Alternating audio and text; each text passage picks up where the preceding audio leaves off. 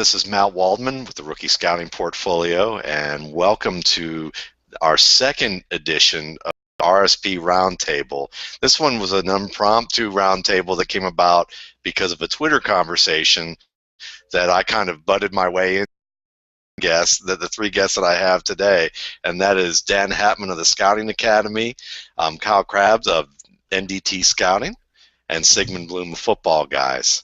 So I just thought, why don't we continue this on air? And what we were talking about was the nature of talent. What is talent?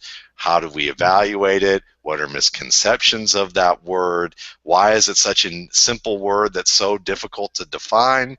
And each of my three guests offer a wide range of excellent experiences that I think are going to do a great job, flesh this out in a way that we will find very entertaining. So to begin with, I think one of the things that I'd like to ask each of you guys is, to begin with, is why is talent a difficult thing to define? And I'll start with Bloom, and then difficult to define because people use it as a stand-in for the je ne sais quoi, just that thing about players that draws you to them or what they have that separates them, but it's not necessarily clearly defined. It's when you say someone's talented. I mean, for us to even be talking about a player at this point, even if they're in a rookie mound on the RSP blog, over Broadway, and it's not been used in a way that subscribes to a regimented, very distinct way of talking about all of the parts of a formula that add up to a football player. And in a lot of ways, I think it's because of that, its role in the success of a player has been overstated. Thoughts? As Bloom just did, but I'll do my best. I think there's some ambiguity when you're looking at the people that are using the phrase talent. There's all different folks across the spectrum of football IQ. There's people who, in Dan's case, have worked for NFL teams.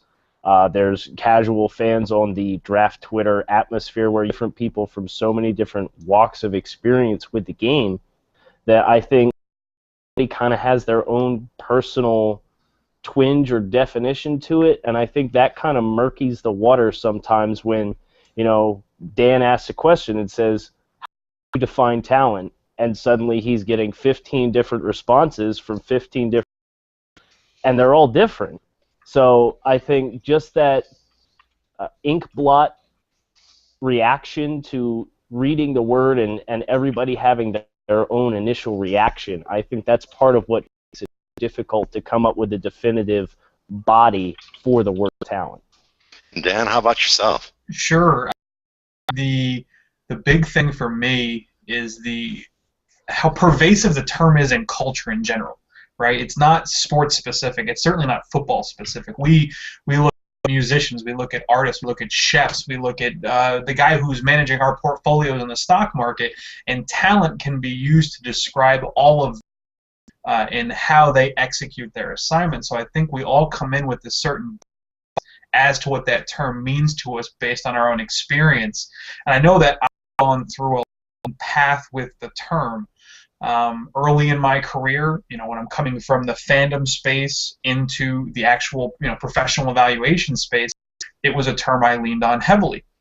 This is a talented player. It's easy to talk to people about that, to get your point across and say, hey, this guy's really talented. We really something here, and it garners attention from the other side of the table, right? Now this person's interested because we all know what talent's supposed to be. And as we move forward in that space, I notice so many times the player with that classic low floor, high ceiling, amazing athletic gift, right? Physical gifts that they were truly born with and that they've added on to, but almost, kind of gifted to them ahead of time. These players will be called talented, and then they don't pan out in the league. And so it led me to this kind of process of what does that mean to me then? If this guy is talented, yet it doesn't equate to production, but talent has been correlated with production. At least the connotation of the word has been. So I was at UMass doing my grad school work, and I had a sociology professor hit me over the head with this article by Daniel Chambliss. It was done, I believe, in the late 80s, early 90s. He's a sociologist, and he studied swimmers, right? So there's obviously a little different context. But his premise at the end of it was excellence is mundane. The article's called The Mundanity of Excellence. To that point of taking that 10,000-hour rule that we've heard about and kind of spinning on its head a little bit and saying it's not just practice, but perfect practice that makes perfect. And as such, those who engage in perfect practice and love the pursuit of perfect practice, i.e. Jerry Rice running sandhills by himself, killing it, end up being the best among us. It's a certain combination of physical and mental and intrinsic qualities that equate to the top level performance. And then so after going through that and after reading Jeff Colvin's book, he was a managing editor at Forbes, and he read a book called Talent is Overrated.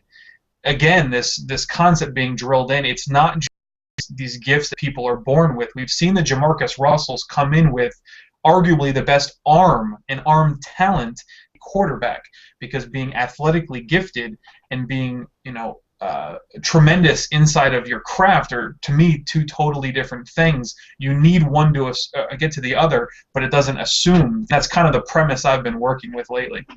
And I think that the thing that you mentioned really boils down to the idea for me about talent is that there are misnomers about what talent is of where we lean maybe too much on one type of talent over another type of talent. And I've certainly experienced the same things as you guys as a music student at a school that probably, at the time, the only thing better than the University of Miami football team when I was going to school might have been the music program I was at, who was working very hard in a room full of talented people.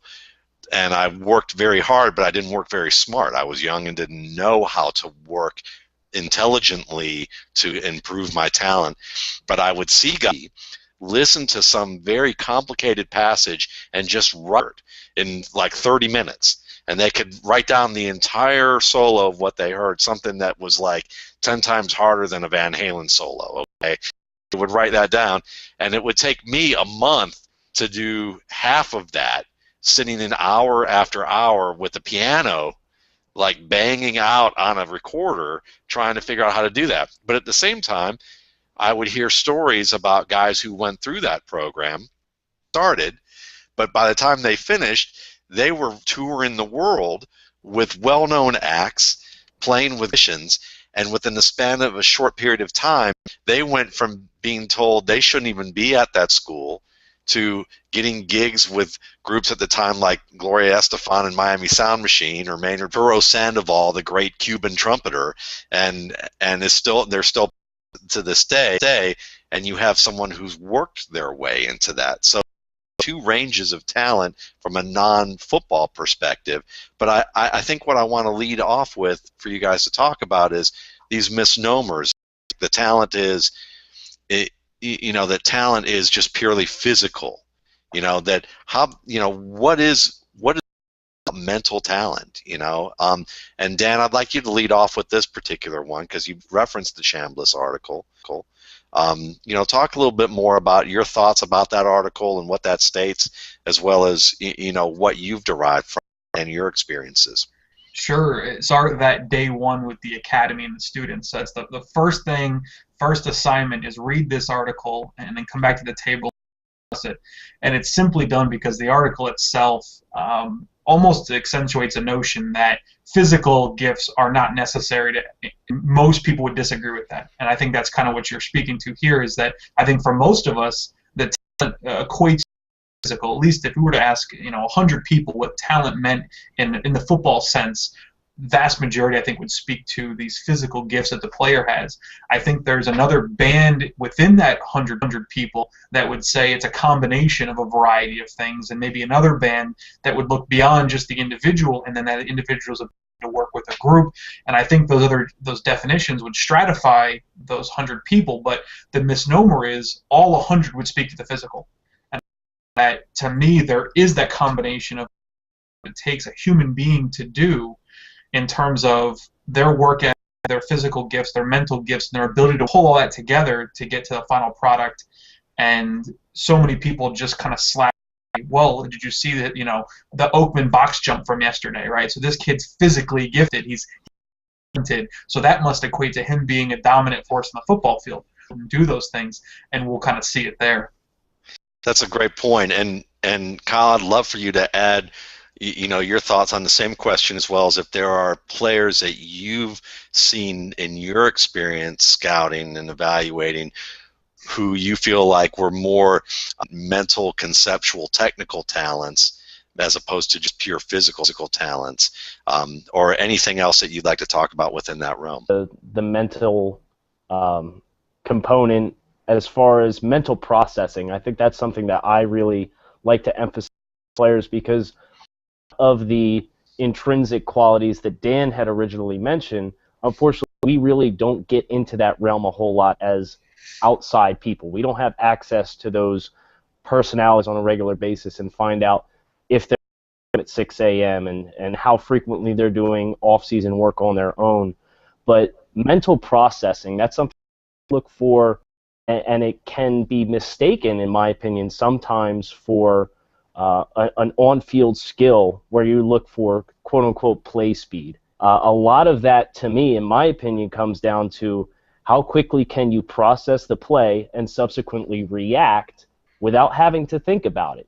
If that is second nature between the ears, that is a mental skill, but that manifests itself on the field as a physical trait, because fast is the ability to execute your primary responsibility on the field. As an offensive lineman would get into his pass set and he would establish his hands and then subsequently come with a forearm club to clear hands and bury defenders down into the ground.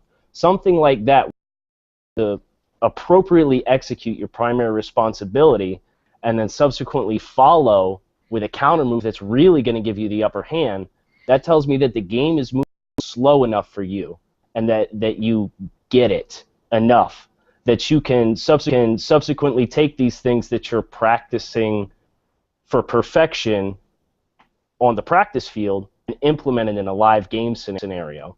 So that's example from a player that I really liked last year that stood out when you mentioned, is there a player that you can see with technical aspects? These two questions kind of bleed together a little bit. The idea of talent being used as a misnomer and why it's difficult to define talent. I think another place where these things come together is the idea that talent is just a stand-in for an idea of what I like or for. That's a talented guy. I think when it's used at a high sort of level, sort of crudely, the word is just down in terms of talented. That guy's talented. And I think there's also, as Dan was getting at, an attribution judgment with the use that almost assumes that we're giving the talent the credit for the success. When we say he's a talented player, you're saying almost primarily that is what is responsible for his success, is his talent. Kyle and Dan talking about, one of the things I often use is integrated technique, as a phrase for what Kyle talks about, which is being able to do one task, also being able to look ahead and it's a very fluid use and incorporation of multiple things at the same time, which that level of preparation. And then I think the other thing that kind of comes to mind to me is, Dan talked about Oakman, and a good example of a player who is a talent, but when you watch him play, he doesn't execute stuff on YouTube. There's some stuff on YouTube of receiver play where a coach just shows the difference between two receivers, one who runs a 4.340 and one who runs a 4.640, and shows how good technique with the 4.640 receiver actually gets him far more separation than the guy who runs the 4.3. So it shows you the importance of being able to integrate that technique and understand the field and not just leaning on you. And then I'd add to that, when you talk about Jerry Rice running hills, I think about Bill Walsh, watching the Bill Walsh NFL Life the other day, and seeing how Mike Holmgren was talking talking about how crazy it seemed to him that Bill Walsh was critiquing Joe Montana for not placing the ball a foot beyond Jerry Rice on these deep routes. Literally saying, this, good throw. That was a great throw. And Walsh saying, no, that wasn't. Tell him he needs a foot further out. And people look at, oftentimes when we're evaluating players, you're nitpicking players to death, and the difference between him, he's a great talent. He runs a Brashad Perriman's I had Gene Coleman on recently, and Gene was talking about what he saw in a first-round player, and he was getting at very detailed points in the same way that a Bill Walsh, very small, separates to him a first-round player from maybe a second or third-round player. Doesn't mean that he's not a good prospect, just means he doesn't see this guy as an all-around talent, and you can talk about fit, but maybe not a guy who's going to come into any system and be details that he's not exhibiting. Now, you may not agree with all of that, that with Perriman, but when you look at the detail that Bill Walsh was coaching with and saying, look, this matters. The catch with Dwight Clark, where he wanted that ball placed and how often they practiced that play, even though they rarely used that play, tells you about how much minutia focused on for all of these players when it comes to them entering the NFL. So I guess, to me, I'd love to know if you guys have anything more to add with that, but I'd also ask if you, when you talk about guys like Randy Moss or Bo Jackson, who come into the league, that it's easy to look at them and think to yourself, they're the example of naturals or prodigies. What's your take on the idea of a prodigy, and do they exist? And if they do, how? Really. Go ahead, take it, man. No, and this dovetails into some things I was going to say on the idea of the fluid nature of talent as a term, because we generally think of talent as innate, things that are innate. We talk about some things like preparation comes up. Preparation allows talent to manifest itself. And there are some players whose talent can be so overwhelming that they may not even need that much preparation. Although I think that the perception on the outside is, NFL. There are probably a few guys who have been successful that aren't, but our standards, everyone's a hard worker. So you mentioned mental processing, though. I think mental processing is a really interesting thing to bring up because there is a talent to it. Look, your processor speed, that mental processing speed, Matt, I know something you and I talk about a lot, that for me is a hallmark of going back to what I look for, is a player who looks like he's knowing. Some of that's talent, some of that's being natural, and some of that's preparation and things you talked about and technique. So it's really hard to tease apart these things. When they manifest themselves, it's the intersection of everything. But again, we may want to chalk that up to talent. Now, is there such thing as being a natural? There are definitely things. I've got a 5-year-old son. Dan, I know behind the curtain you've got the bigger. I'm sick. But he climbs up trees and doesn't even realize the danger of it. So he is a natural climber. But at the same time, a number of pro sports players who played more than one in high school. So we may see things that look like, hey, he's the classic founding tight end convert, where these natural abilities have been cultivated in other sports, but on the field players, talent and preparation, toughness, character, and I think that, again, a viable element of those things, as Kyle was saying, we don't really have access to this other stuff, to talent. There's definitely a strong case of that, because to see and be exposed to it and I don't have it outside, it's hard to come back and complete the evaluation in the same manner as when I was going through that whole process of trying to figure out what I wanted to define talent as, was the concept of what Chambliss, and essentially his argument is that each level of competition presents unique challenges. So talking about your JV high school level versus your varsity high school level, and then you're talking about moving up to the college ranks and the different strategies.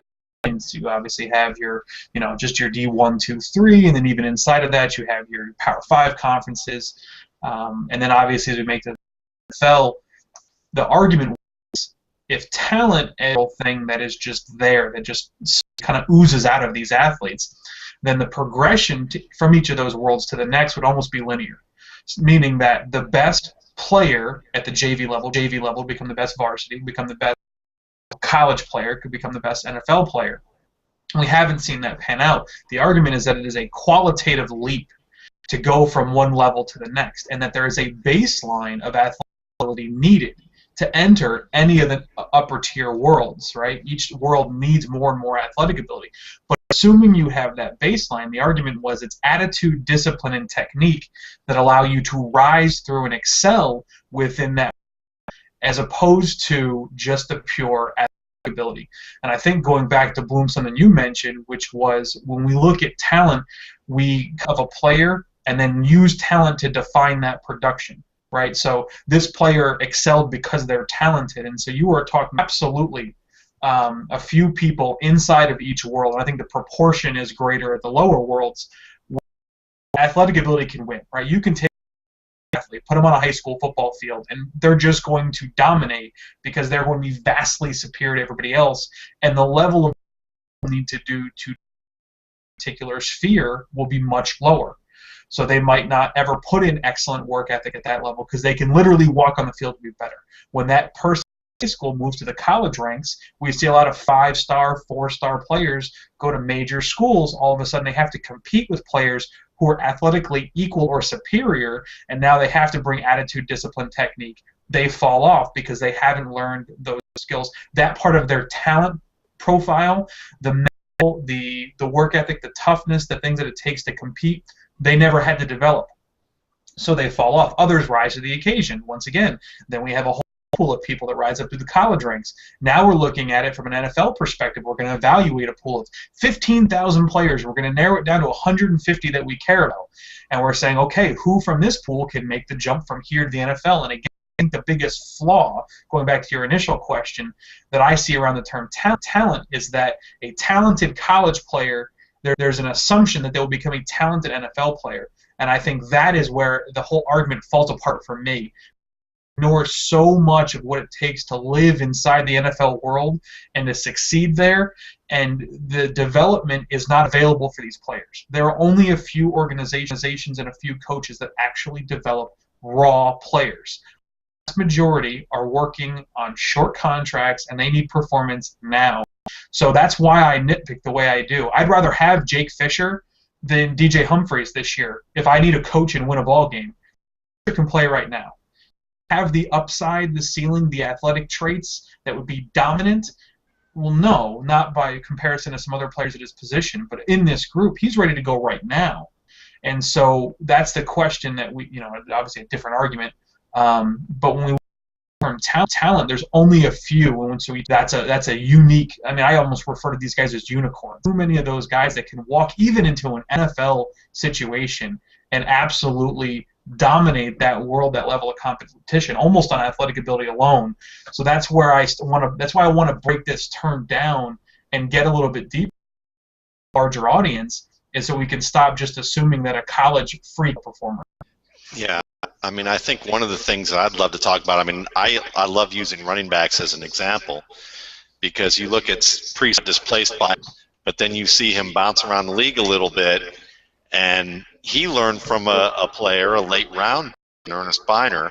I believe that I'm sure you can tell us more than I can, but from what I've read was that Ernest Biner used to have film sessions with Priest home talents, but they were also learned from a guy who was, I believe, a pick. I don't know if he was an 8th round pick or a 12th round pick. He was down in that particular range, yeah. Yeah, I mean, a very late round pick that he'd be a UDFA at this point in what draft history is about, and they learned their games from there. But another example of a natural player relates back to, again, this whole circle. Marty Schottenheimer, I heard him talk about Marcus Allen on A Football Life this week, and I've been catching up on these. I don't really watch a ton of them. Natural, intuitive player that he had ever been around, and that he felt like that he was stealing to get paid to coach a guy like him. But then you listen to Marcus Allen talk about his experience, and he was like, well, I played defensive back, I back. I played some receiver back in high school. I learned about what it takes in all of those positions to understand how the defense defends each of those positions. So that helped me because football is really a simple game. That's how he was talking about it. But when you look at the fact that he played 4 different positions at a pretty high level, and was able to really just learn enough about how players move, how defenses are supposed to attack these positions, and he got proficient enough at all these things that, yeah, sure, he was a 4.5 40 runner. He wasn't extremely big. Lasted a long time because Al Davis in some regards. But you also look at how good he was as a player and how complete of a back he was, and the fact that they had him blocking for Bo Jackson, and he was effective at that. The fact that he was able to play all these different roles, I think shows you that it wasn't so much natural talent, I would argue, as much as it was that he learned the things at a young age and was smart enough and disciplined enough to incorporate them into his game. When I hear something like that, the only potential, devil's advocate argument I would make is that, and Bloom was talking about this earlier, which is the mental processing and the actual ability for the brain to fire and to use what they've been taught and translate it to the athletic. Kyle started off by talking about the term play speed, and we have a play speed is our integrated technique is the marriage of athletic ability and mental processing. You have to have both to identify play speed, which is how most of us would refer to instincts. And so even if you go to the quarterback position, so when we talk about play speed for quarterback, it's not about how fast can the guy get out of the pocket and run downfield. That's not what we're talking about. We're talking about how fast can the quarterback make a decision and get the ball out of his hand. Because now we're talking about a combination of the mental processing to read the post-snap field, knowing what his play designs are, knowing what his options are, make a decision, and then his body actually has to then fire off and deliver the football and do so obviously accurately. But we're just looking at that small snapshot of how fast can the guy make a decision, get the ball, and his play speed within the confines of that position. But instincts is another term, much like talent, that is nebulous. And if I ask a bunch of people, once again, to define instincts, very few people can do so in kind of a 140-character Twitter sphere. Most people, it takes them 2 paragraphs to talk about talent, to talk about instincts, because no one has the actual clear-cut definition. It is almost always based on our past experience. And so to kind of wrap up a little bit of all of what we've been talking about, that play speed, the instincts, the talent, all those things, when you're looking at them, it's through that lens of what intrinsic things does this player have. So we're talking about Allen's ability to play multiple positions.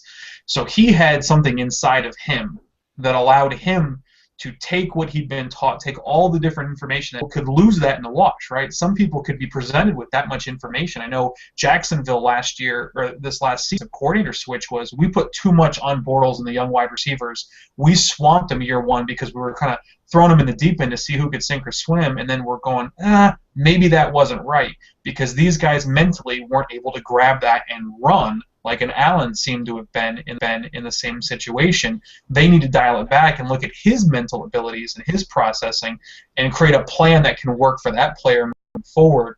And so that's where, I think the conversation being started has been so pleasant for me, is because as many people have been, no, it's just that great athlete. I've had so many others counter with, you need great mental processing, and you need the ability to take that information and translate it to the field and then combine it with athletic ability. And that's where I think the whole thing starts to come together. One quick question about this is for each of you is, we talk about, oftentimes I see guys or somebody will respond, well, they'll get coached up. They'll learn these skills. They're so talented. They're just gonna. That's what practice is for, right? That's what right? I mean, so what's your response to that type of an argument? So Kyle, I mean, would you lead off with that, Bloom, and then Dan after that?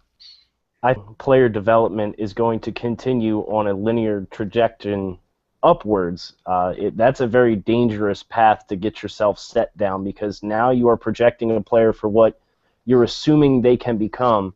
You're assuming they're going to maximize their potential. And to go back to what Dan was talking about with Worlds and what he was just talking about with mental ability to process, I think there's a fascinating parallel there, because you're talking about talent from the high school level, moving up to collegiate, moving up to professional, and then subsequently you have that same variance in your mental ability information and process information. And if you could realistically have intersecting lines where you have more smart kids with maybe less athleticism, and as you build up and you get into steeper and the frequency of the players that have the capability of retaining all that kind of information is subsequently going down as the natural talent level pool up. So I think that's where you get some of these quote-unquote unicorns, have that special marriage of athletic gifts, and you also subsequently have special mental skills. So that was kind of something that I had latched on to with what Dan had mentioned, talking about 5 stars, and then you get into the collegiate level, and none of these kids have been punched in the mouth by somebody as strong or stronger than them, and you really don't respond to that. When you're looking at the whole spectrum, that was something that stood out to me is, talent increases naturally on every level. What the mental retainment on every level? If you're assuming a player has that level to retain pro-style information, you can't put them in a template and assume that it's going to work out that way. You have to treat each player as an individual. And I think us, especially us side, we want to whitewash them and say, well, talent trumps all in the end, but ultimately we really don't know what this player's overall experiences are. And I think when you look at some of the NFL depth of how deep their evaluations go, and how far they push into just biography stuff. Played baseball, was successful at baseball, played 2 ways in high school on offense and defense. Some of that probably, has some connection there, where you're looking just how exposed this individual is and how much they have exposed themselves to. Yeah, that makes sense. Some thoughts there. Yeah, sometimes crucify the league for its armchair psychiatry when we're talking about success. We've talked about the mental side, we've talked about the physical side. There is an emotional side to it also. Unicorns.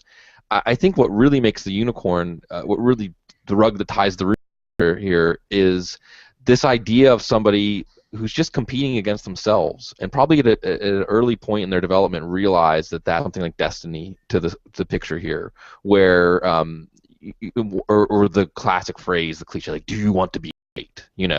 And really internalizing that to be great, you have to have a standard that your coach's standards and everyone else's standards don't matter. And I think that if we unpack the stories of an Adrian Peterson or a Bo Jackson, there's more of that than we probably think in there. Again, Adrian player comes in. And another thing is confidence. Confidence is another thing that allows talent to manifest itself. And confidence does come with preparation, but we have of that mental processing, right? So, you were talking about transcribing solos. I mean, there are some players that probably have to keep, a cornerback book on every single wide receiver and studies every single snap against every single corner, and the week going into that game spends every night watching their last 32 games. And then there are other cornerbacks who might just be able to sit in the film room meeting for the upcoming week and just observe by osmosis, coaches are saying.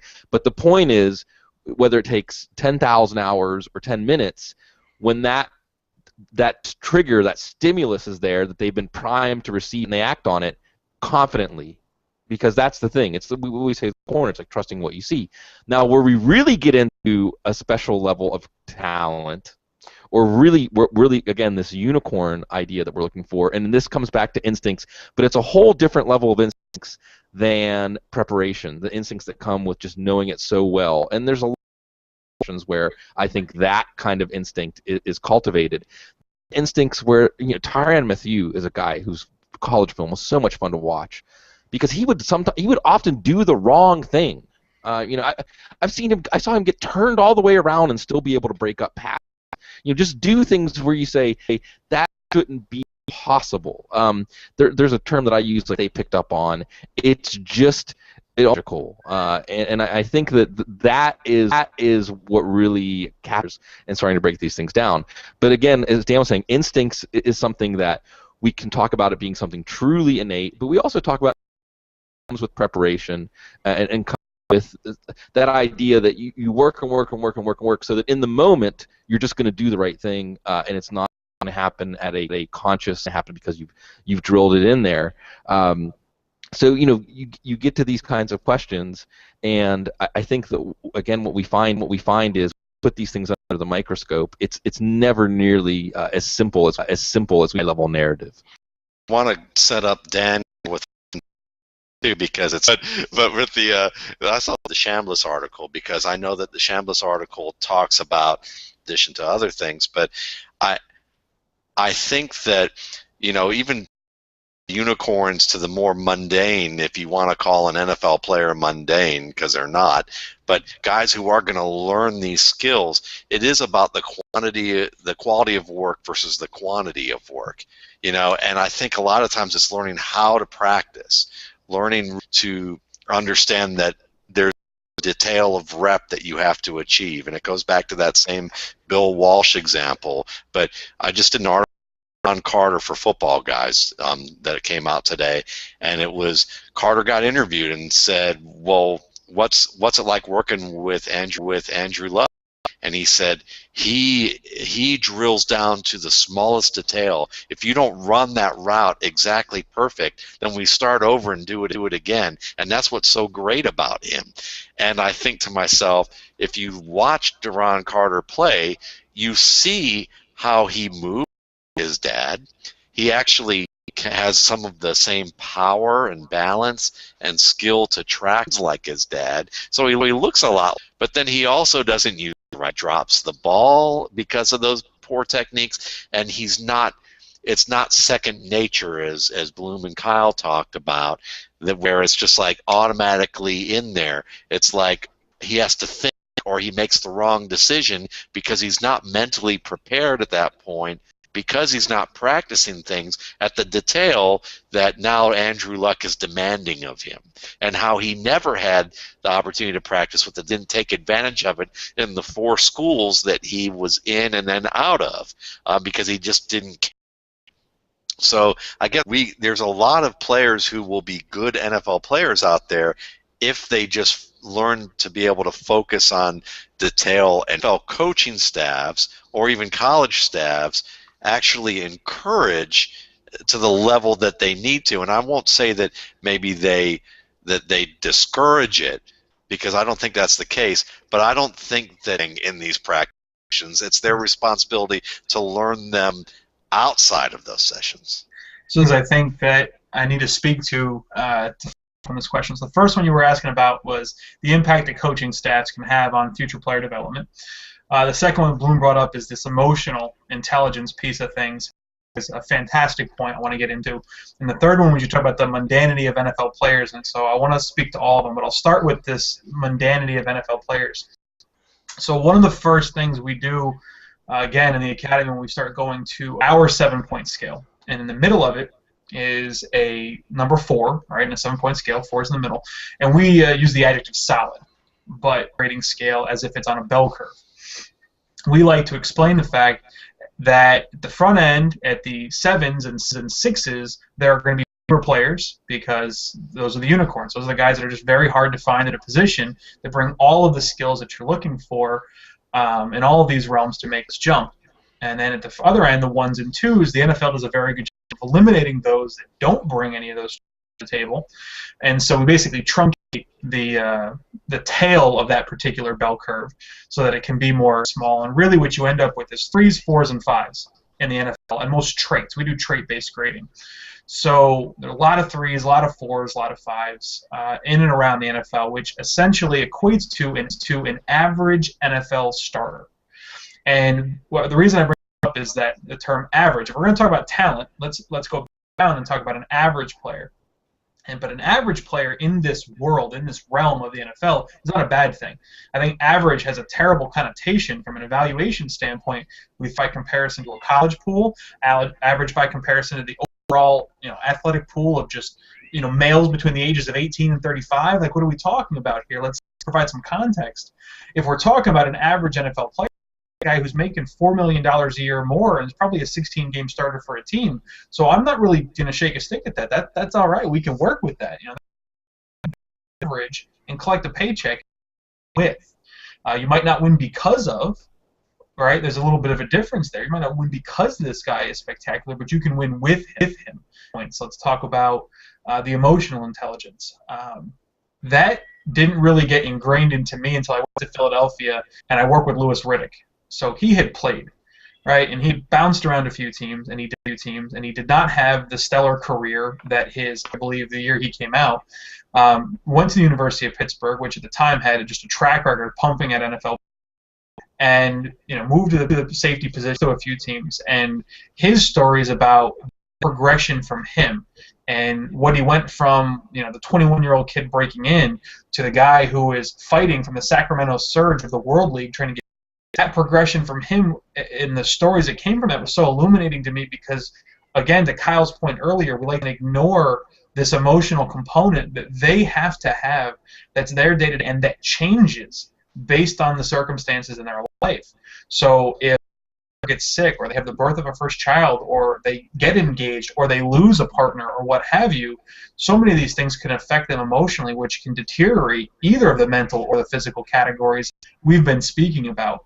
And obviously, none of us sitting around and watching clips on draft or YouTube or what have you and evaluating the sphere of information. So I don't expect an evaluator to necessarily take a measure of that person's personality. That becomes the unique thing for them is when they do have access to it, how they approach that. But you have to plan for those people that come in that don't have that emotional intelligence. So, like this year, my story is going to be revolving Randy Gregory and the Dallas Cowboys. So on film, it was clear to me from a pass rush perspective, Randy Gregory was leading this class from just a pure edge standpoint. But so physically, he has those gifts. Mentally, he actually has a variety of techniques he's been taught and can use to execute that. Again, another box we're checking off. But there's clearly a divide when it comes to the emotional character standpoint in terms of that part of who he is on and off the field that gives keeps decision makers up at night wondering what he's doing on a Friday night. And so now the Cowboys, again, like they did with Des Bryant, have to build an entire support system and literally staff, human beings, to put around him 24 hours a day to ensure that he doesn't screw up. Now, they did it with Des. They have a model internally. They also have Greg Hardy on staff, and it'll be interesting to see how many of those types of people, much like Marvin Lewis did with Cincinnati a few years back, probably what really had all those guys in there, how many of those kind of 80-20 role players that are taking up so much can handle. And so it'll be interesting for players. That's one interesting case story. Can that put another support system together to take care of another player who does not come in the door ready to be a professional? He needs to be coached how to do that. But then to get to your original point, what can coaching be? Well, I think if we're going to sit here and unpack players and who they are and all the things that make them great or fail, we have to do the same thing with coaches. And we can do the same thing with evaluators and any person that's touching the process. There are amazing coaches in this league that could be head coaches, and position difference between a position coach and a tactician. What I mean by that is I had a team explain to me that they had a wide receiver coach on staff. And this wide receiver coach was an offensive line coach by trade. But they were using him as the wide receiver coach because he knew he could teach the position. So those wide receivers in their system or going to be able to execute the 11-on-11 scheme. But this team was well aware that that wide receiver coach has a deficiency in his abilities in terms of teaching the unique, nuanced techniques that would allow a wide receiver to develop some of his route running and stem and manipulation and all the little subtle moves that can create separation. So they were only acquiring polished route runners coming out of college efficiency. So let's stop, again, whitewashing all coaches and saying they're all created equal. You have some guys that are great 11-on-11, X's and O's. You actually call the poker game, which is being an NFL coordinator. You have other guys who can be the CEO and be a head coach, and you have other guys who can teach the techniques of an individual position. That's four different Bill Walsh, Bill Belichick can do all four, right? But not every coach can do all four. And so that's why certain coordinators never become great head coaches. That's why certain head coaches are never going to be great position coaches. All these things have to be taken in and considered. So there are some position coaches, like watching Jim Washburn work with a raw defensive lineman was why I was okay with Ziggy Ansah going to Detroit. Ziggy Ansah would have failed with other teams. His work ethic, I don't think the other coaches have some of the things in his bag of tricks that Washburn brings to the table. That man knows how to take lumps of clay and mold them at the defensive line position. It's something of beauty. His language might not be beautiful in watching him coach, but he knows what he's doing. Those are the things that you have to kind of work with in this particular space. Who is the player going to, and what can that organization do to pull out of him? We just talked about Jacksonville and their offense last year. Young players, right? Want them to be pros early. I think the smartest thing they did was recognize the failure in that philosophy after 12 months and change course. So years of these players' time, creating that confidence you spoke about. So hopefully this year, those guys going into their second year, albeit a new skill with more confidence, because they're going to be confident in those techniques that they're going to be asked to do. So instead of being asked to do 70 things at a certain level, maybe this year they only ask them to do 30 things, but they have a higher level, and they'll have that confidence to excel. And I think that's going to be another unique situation to keep your eye on, a team that obviously does self-scout, that obviously does understand their own internal strengths and weaknesses and tries to correct for them. Are they able to take the next jump with a core? Points, and it's funny because I was talking to Ross Tucker earlier this evening, and he said that one of the things that he noticed when he was in, coaches tend to like to put players in a box as soon as possible, that they can err in that tool, 3-tool, 4-tool types of coaches. I would almost say, and I'm probably doing a disservice to Al. Think of Al Davis as an owner, general manager, coach, a football personnel, and I think that he succeeded early on in his career as with the Raiders, for one thing, from an emotional standpoint only. I mean, there were other things too, but I think from an emotional standpoint only, you could say he was open-minded to diversity when the NFL mostly was not. And if you look at that, you would say that could tell you how in the 60s to some degree, that if you have a person who goes, I'm open to a whole pool of players being used to the level that they could be, openness, that can jump to a level. So it tells you how the NFL has evolved in a way, or maybe has been slow to evolve in some respects, because you can still look at players and say, well, who's open to a 5'10" quarterback? Who's open to a 5'11" quarterback?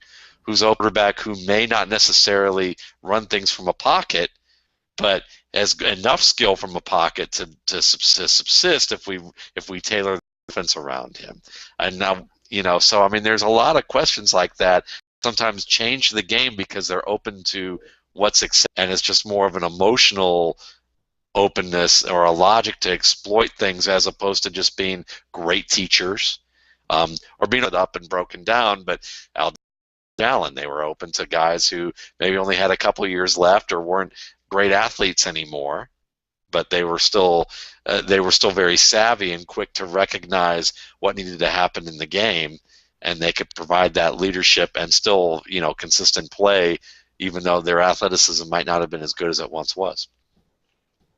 And use Randy Gregory as a jumping off point, because I liked hearing already that Gregory has Rod Marinelli, Haley in his ear, quote unquote. locker's next to Des Bryant's locker, and Lyle Collins is his workout partner. These are all, and more than the specifics, it's, as Dan was saying, they have a program. I would be curious what the program was for Cleveland. Curious what Tennessee's program has been with, especially as it relates to Dorial Green Beckham. The specifics of the program are important, having the people under the roof who can actually accomplish these things, for names like royalty and defensive. But also there's the placebo effect of having a program. Transmitting to the player, we believe in you. It's not just going to be sink or swim, and you better swim. We are willing to meet you halfway. We can make this work for you. Make this work for us. And Matt, one of the things we talk about when we go over to the fantasy football side of things that I think is very misunderstood, and one of the interesting things that keeps a couple times brought up this idea that it's not linear. And Eric Stoner has said scouting your patterns.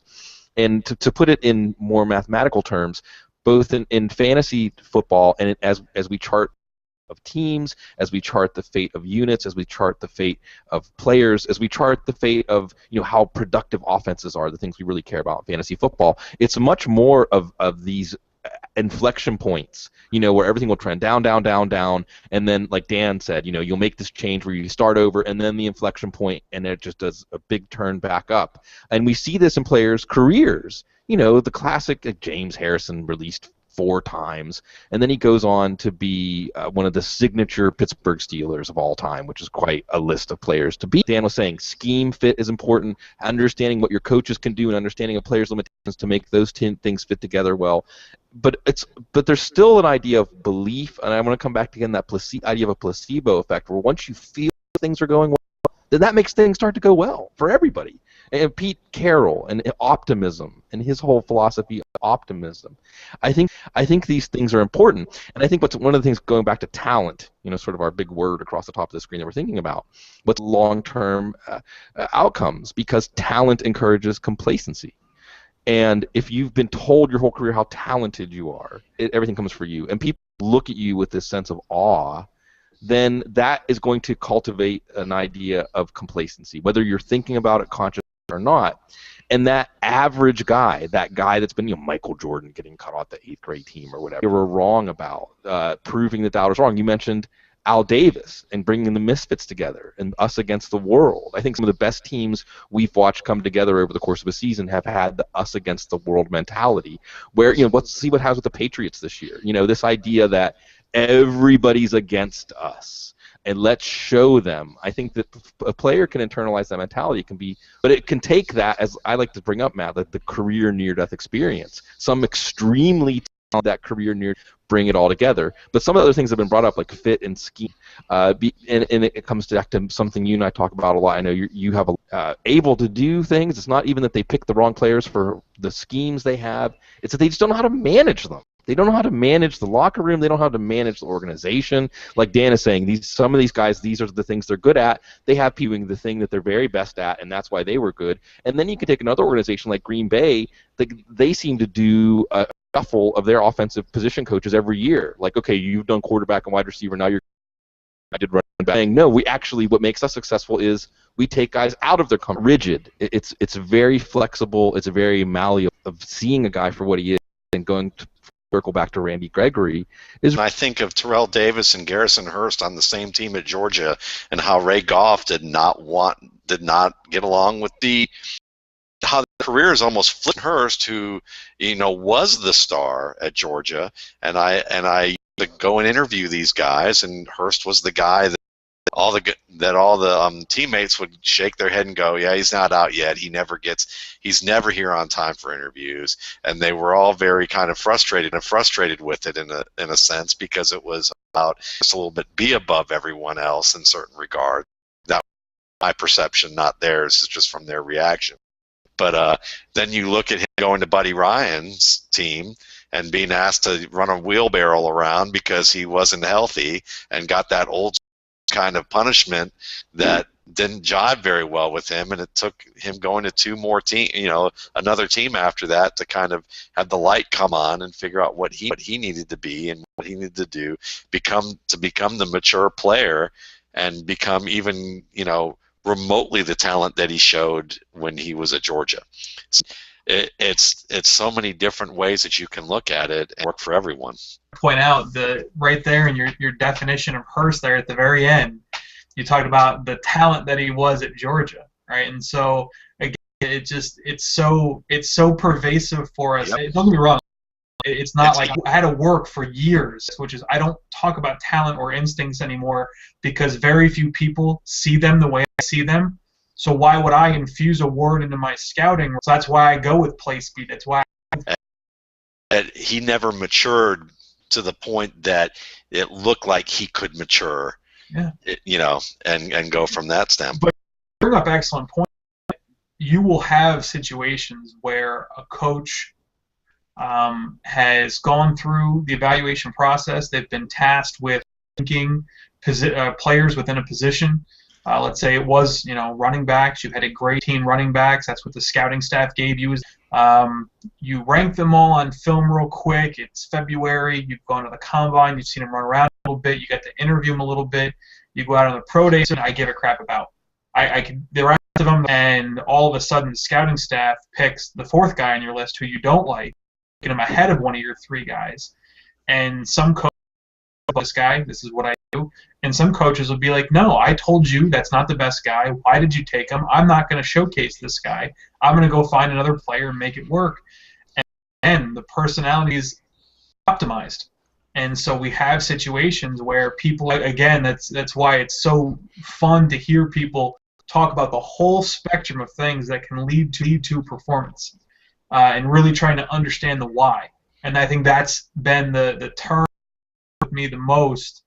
It's one that was simply a TED Talk by Simon Sinek, which is just people buy why you're doing it, not what you're doing. And so when we look at players, I'm always pushing people to tell me why he can do it, not what he can do.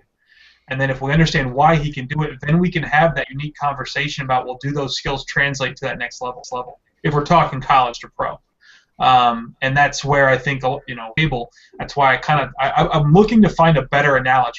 Hopefully one of you guys can help me with this, and if not, we can do it in the future. I've been kind of referring to players as a 1,000-piece puzzle, and the scout's job is to get all the 1,000 pieces onto the table, and then the decision makers have to. The problem with that is that assumes that each piece is stable, and some of the emotional stuff, Bloom, you brought up, obviously runs contrary to that. So someday we need to do better than this static puzzle. But for now, it's all I got to work with.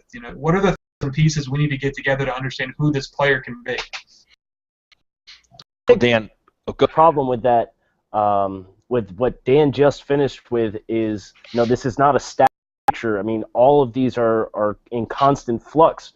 Is the volume that you're working with realistically trying to process and keep constant tabs on and be able to recognize the constant state of flux that maybe some of these less stable individuals are in? It's very difficult to gather all of that information, and even in today's world where you're in social networking and things come out like that, at the same time there's just so much volume and there's so many variables which we've all touched on. I think it's extremely difficult, and I think that's where you find some of the disconnect is, and so much constant flux with such a high volume number of players. Bloom? Yeah, I think there's certainly an element to it that teams don't know what they have until they get the player in the building, like really get the player in the building, because this is a beauty contest and all kinds of other things where nobody's being totally genuine. I mean, everybody understands the whole extended job interview. I mean, when have you really yourself in a job interview? I still contend that the players themselves don't really know how they're going to respond. Pressure cooker. But just to go back to what Dan was saying, and I think that sometimes teams get. I know there's lots of out there that by the training camp, even with first-round picks, teams will be like, yeah, we kind of blew that one. But likewise, there are players that, they see that there's some missing piece, and to go back to Dan's 1,000-piece puzzle, one of the analogies that I've used when we've talked about this, Matt, is that Rube Goldberg machine. All the different parts. The boot kicks the cat jumps up and pulls down the curtain, and the curtain then rolls the ball off that rolls down the thing, and it all just makes the bell ring. And the databases. Okay. Yeah, it all doesn't get wrong. Spiritual setting can be off the charts, or work ethic character can be off the charts, or football IQ. Unless all of these things connect up, and of course what really ties it all together, the architect is the coaches, the scheme. So I think that idea of the complexity, and then you use the word integrated. I like to use the word integrated and when you break down it factor into integrated technique, because that's what we're looking for, is all of these different things. Sense of continuity and clarity of what exactly it is we're trying to accomplish here. Leads back to a conversation that Dan, one analogy that might act up is it's like a car, really, because you have to understand what it is and how important it is to the car. So if you're saying it's a constantly moving piece of puzzle piece, well, you'd have to say, well, you have to identify properly what engine. What is your navigation system? And which parts are the parts that you don't want to be running over on a very short-term basis, because it's too expensive and it doesn't keep your car running in tip-top shape, and keep up whether or not view players as the engine, when in fact maybe it's their management infrastructure that's actually the engine, and needs to be the part that they should be treating more valuably, compared to maybe certain players that they're saying is the engine are actually the hubcap on, or a tire itself. And you say, well, the tire is very important, but the material that it's made out of, what is in its shelf different, and really the cost that you should be investing in it is different than, say, what you're investing in an engine. So I don't know in that direction or not, but it's just something that came to mind as you were talking about your 1,000-piece puzzle. Just something that understands, whether the Goldberg or the car or what have you, just something that understands there's a lot of things that we need to pull together here, look at, integrate, evaluate, and then value separately, and then see how all that comes together in order to understand what we want at our fingertips when you're talking about evaluating from a team perspective. And then, like I said, sometimes you get them on the field and the bright lights go on, and to the occasion, other ones fall off, and you hate to be wrong on those. Obviously, that's the downside. But it's about risk aversion at that point. Now we're talking decision making and a whole different wax. We can go down that path another day. Comments or thoughts that we'd like to share? Kyle, you want to start? So Dan had originally asked, how would you define talent in regards to football? Had originally a marriage of high athletic gifts and the ability to execute position fundamentals with high efficiency and consistency. Going with some back and forth with Dan, I really had not considered it as part of the talent umbrella, if you will. But, all of these ideas fleshed out, I think, you're looking at the marriage of, mental stability and self-efficacy, and talking about, high-functioning athletic talents where, the Matt Waldman breaking case of those are special short area explosiveness and really juke a defender out of his shoes when he's got you dead to rights. And then you obviously look at just from the mental processing and fundamental skills, how easily does that come to you? And I think that is a nice found talked about from a quote-unquote talent perspective. Bloom? Yeah, obviously there's a billion directions I could go off in this, but I'm going to bring back another one of my analogies. I think we can get a really good handle on part of scouting, or at least category. Can you observe toughness? And part of that toughness and part of that emotional, spiritual, and it is circling back to the idea of talent. I think I would argue that it is a talent, and the analogy that I've used on out of a fourth floor window, right? Most people are going to scream or just be frozen. There's going to be one or two people in the crowd. That's the piece that really, because football is high, no mark, and that 3%. 9% thing that I think it's really hard, especially because you're evaluating and I'm going to say kids because I'm 39 and I'm a father now, all right, of a 5-year-old. When they're at an age when it's really, but I think that is, or if it's not there, because going back to Justin Hunter, and I've had conversations with a few of the Titans beat writers who said the organization, they still believe in fall apart. and I'll end mine, and then I'll give Dan the last word on this one tonight, which is, I mean, I love the baby analogy, and I'm probably going to ruin the baby analogy on this one, but and go dead baby Joe on being afraid to fail. But you look at the Seahawks, and you look at the past 2 years, and some of their some of the that they take, and you can tell that they've tried to go back when that situation presented. Stand out of the way. I know what I'm doing. I'm going to try and so I certainly love all of what both Bloom and Kyle have said about integration and marriage that is actionable, that you can see. That really what might be important is just putting your foot in the ground and saying, this is how we go, but we all need to be on the same page about how we're defining this. And you can mumble and grumble of all you want, scouts or coach or GM, how we're doing it this year, reinventing the wheel when we define it. Let's stick to it, and then slowly let that thing evolve. I rode a lot further in a straight line than going around anywhere. So that's my take on it. Dan? You have actually come up with a new combine drill. The office, that emotional and spiritual side of these guys, and we'll just do it middle of 40 position group. My baby. See who steps out. And no, it can be the last ball on the gauntlet. One of those little baby. We got nothing else out of tonight. We have a new combine question out to the Twitter sphere. Because I was interested, now that I am a member of the external evaluation community, just tonight, if you've gotten anything, I hope that you walk away understanding that there are qualitative differences in the level of competition, and that we're not trying to underestimate the way athletic functions in terms of NFL performance, but to, as human beings and as players, and understand all the things that can go into their success. And if you can open yourself up to being more, able to kind of gather that information, I think you will see your own evaluations or your own, at least, opinions of the team that you follow will be much more productive than if you're hardlining athletic ability, because that hasn't gotten many people very far.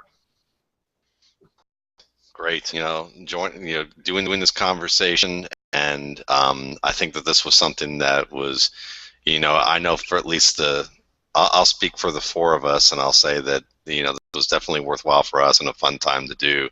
And hopefully those of you, who get a chance to listen to this tomorrow, stimulating, and certainly I would recommend that you check out Dan Hatman on Twitter as well as Bloom, and hit us up on what you thought of the show and what you thought about talent, and I think that we'll, all enjoy continuing this conversation. So for everybody here, thanks again for tuning in, and you guys have a good night.